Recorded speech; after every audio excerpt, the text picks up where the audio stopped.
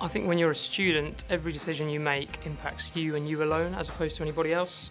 When you're a city professional, particularly when you're a trainee solicitor, a decision that you make, the advice you give can impact a whole company or a transaction which is underpinning the headlines of the global press. So I think you need to realise that from day one. I'd say probably the main difference between student and professional life is when you're a student, you can sit down at your desk at the beginning of the day and you know exactly how many chapters you have to read before you have to answer set many questions.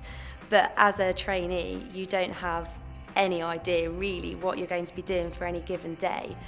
And it is a very exciting environment to be in.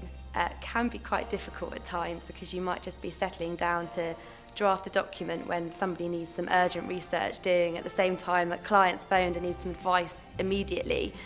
But it does make you much better at your time management and you develop all those skills really early on. The hardest thing I think is getting used to actually having to work every day and not being the master of your own time necessarily. I think it is very difficult for the first few months, but the most important thing I'd say is just to keep positive and just keep going, and it will get easier. It was really hard. I love my afternoon naps, which obviously you can't have at work.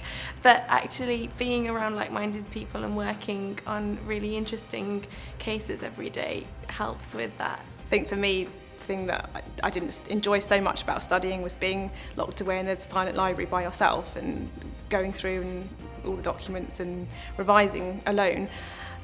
When you're here, you are very much part of the team. Yes, you do work by yourself quite often, but you also work together and you work closely with your supervisor. There are certain time limits, there are certain time frames where things absolutely have to be done within. And so your work becomes focused on achieving those time frames. I think as you go on through your training contract and then become a lawyer, you learn to do that better and better, but it's a gradual process. I would say my top tips would be never promise anything that you're not 100% sure that you can deliver. If you think that you can get documents to someone by Wednesday, you say, I will get them to you by Thursday. When you then, have something come up on Wednesday that you weren't expecting, then nobody's disappointed. Work as thoroughly and conscientiously as you can. And the best way to do that is to put yourself in the position of the people you are reporting to, the people you're working for, whether they are the client or somebody internally.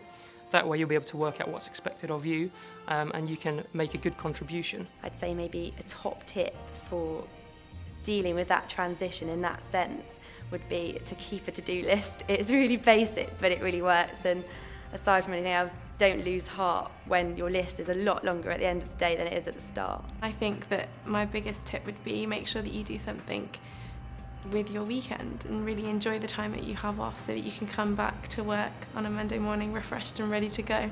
I think the main thing is to be robust. You will make mistakes, it's inevitable, but the important thing is to learn from those mistakes and take on board the feedback you get.